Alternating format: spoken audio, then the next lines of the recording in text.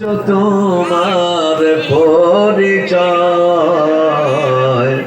তোমার শিরায় ওমর আলীর রক্ত বয়, তোমার শিরায় ওমর আলীর রক্ত বয়।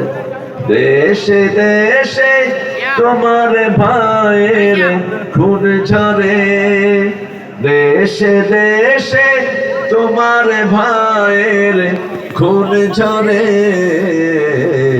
সুখের জীবন কাটাও তুমি কি করে, সুখের জীবন কাটাও তুমি কি করে।